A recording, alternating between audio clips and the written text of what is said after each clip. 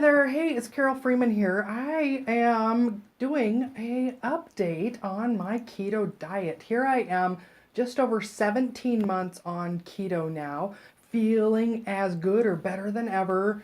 But it's been a few months since I did an update. The last one I did was at month 12. And so I thought I'd pop in here and just give you a little update because sometimes people wonder, what's happened to that person? What's going on? Oh gosh, well, things have just been going so smooth and great. It hadn't even been top of my mind to keep doing an update. But let me tell you where things are with me right now. So basically, my weight is pretty much the stable. It's stable. I'm pretty much in the low 160s, which is where I was about a year ago. And so here I am, almost a year later, having lost about really close to 60 pounds. And I'm at a point now with my keto diet that I don't have to weigh and measure anything. And for the most part, I don't even track anything anymore. My house is filled with keto friendly foods. I just eat when I'm hungry. I stop when I'm full. I eat as much as I want of all the foods that I know work really well for me. And so it's just really a great place to be, that without tracking, weighing, just staying on track and in ketosis, that I'm able to listen to my body. I can eat what I need and my body tells me how much I need, and my weight is really stable. I just thought I'd address that because, there's those internet commenters out there that just like to say that, people have gained all the weight back, or they're curious if this is really sustainable. And it really is. And this is one of the things I'm seeing working with all my clients, is that one of the most universal things they all report is that just keto takes away that excessive hunger. It takes away cravings, and you're just able to finally listen to your body and eat when it needs it and not eat when you're not hungry. So let's see, what else has been going on? I mean, probably one of the biggest reasons I haven't been doing monthly updates is I've just been so busy helping all my clients. And I've revamped my program. So it's no longer a 90-day program. You might have watched some of my other videos where I start out by saying my 90-day program. What I found was people were getting such good results in a shorter period of time. It's now 9 weeks long. And part of it is a recorded program. And so it's accessible anytime, any day, immediately when people enroll. So they get all the trainings and menus and meal plans and all that great stuff for success. And also then they get live coaching with me, and I have another coach as well that I've hired on. So it's the idea of no ketonian left behind. So you get my support, and then I have a specific mindset and accountability coach. She's amazing at transforming mental stuckness and frustration and helping you to stay the course. And so the 9-week program, is called Fast Track to Keto Success, because that's what it provides for people. So I'm really excited about that, and just more and more people are getting to experience the health transformation with keto, and especially these people that have tried everything out there, right? All right, and so also I'm always paying attention to things that are getting better on keto for me, things that were not my original goal with going into keto. And every once in a while, another one pops into my head. I'm like, oh my gosh, that went away too. And so some of those that have come up for me in the last few months that I don't think I've reported before, one of them is that a few years before, even before the car accident, I was having some issues, and one of the blood tests revealed that my liver enzymes were elevated at that time. And the doctor I was seeing, and I forgot all about this, she told me I had non-alcoholic fatty liver disease. And I remember thinking, like, what is that? I'm really healthy. I have multiple degrees in nutrition. How can I have that disease? And at that time, the doctor I was seeing told me the way to fix that was to stop eating fat. And now I know that actually non-alcoholic fatty liver disease is a sign of insulin resistance. And it's a sign that your body is overloaded with carbohydrates and insulin and is starting to store fat in the liver. So that is something else that I put in my past since going keto. What else?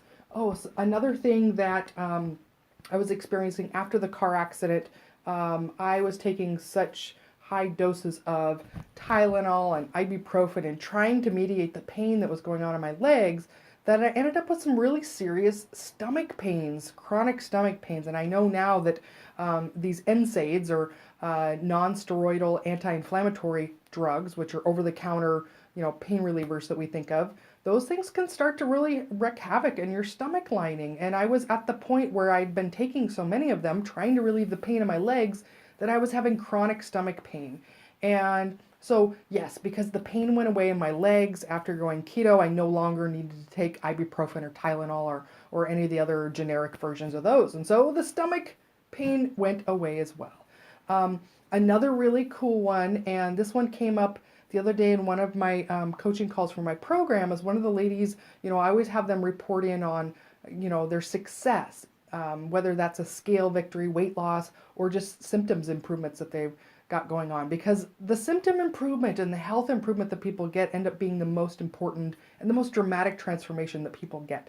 And so one of the ladies was saying, she says, this is a weird thing, and that got better for me, but I no longer have urinary incontinence. And so for those of you that are men that are watching right now, this might be TMI, but most of the women watching this, if you've had a child somewhere in your past, we've often been told that it's just a normal part of being a woman who's given birth, that we have issues with urinary incontinence, that, when we laugh too hard or cough, that we might leak a little bit. And so this lady said, you know what, this is gone. And she hadn't got to the point where she'd lost like 40 pounds or anything. She was in the initial stages where she'd lost maybe between 10 and 15 pounds. And she noticed that the urinary incontinence was gone. And on this group video call that we had, there were 3 other ladies of us that all raised our hand and said, yes, the same thing happened for me on keto as well, is that went away. And so there's something, so it doesn't have anything to do with the damage that happened after you had a baby. It has something to do with the inflammation that goes on with excessive insulin and carbohydrates and insulin resistance. Who knows exactly what the whole mechanism is, but it reduces inflammation in the body, and our bladders can work correctly again.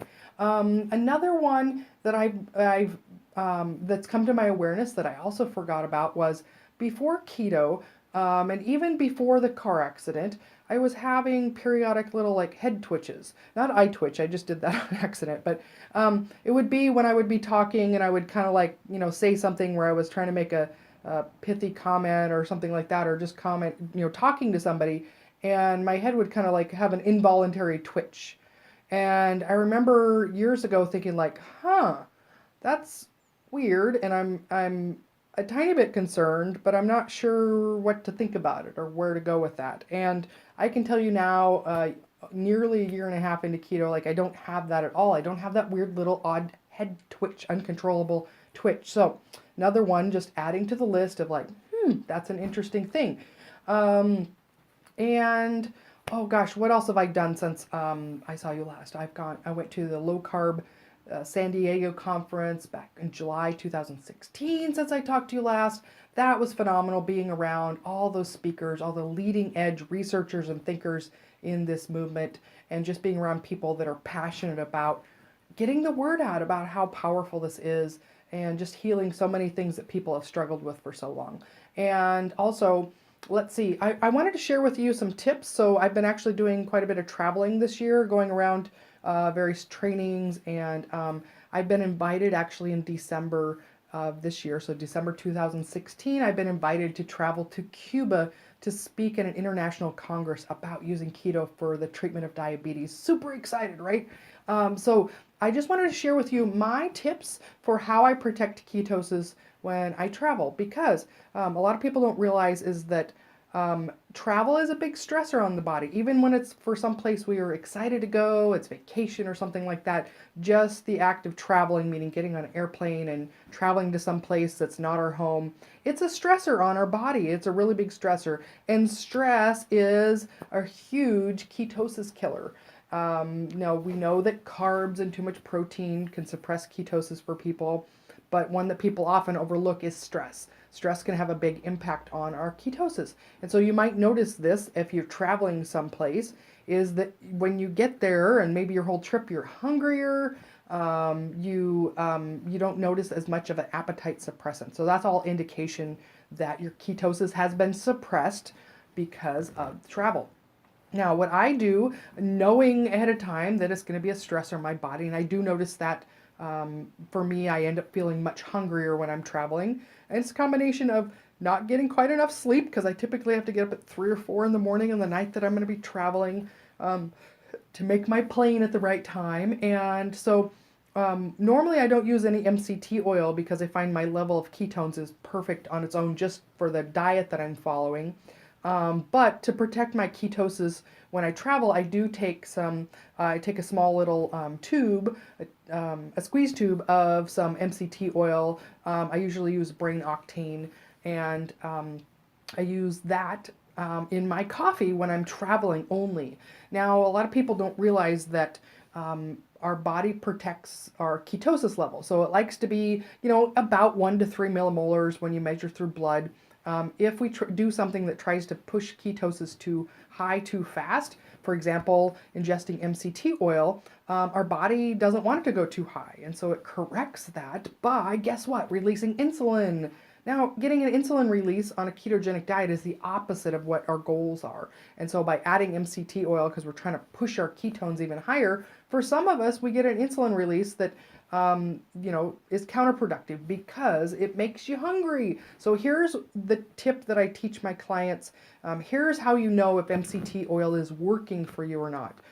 Whatever you're adding it to, if 30 minutes or even 60 minutes after you consume that, whether you put it in coffee or you're using it other ways in your food, if you feel hungry 30 to 60 minutes after you have that, that is a sure sign that you had an insulin release from that MCT oil. You should not feel hungry if you're in ketosis. You should not feel hungry from having fats. But if you have MCT oil and you feel hungry after you have it, that means that it's not working for you.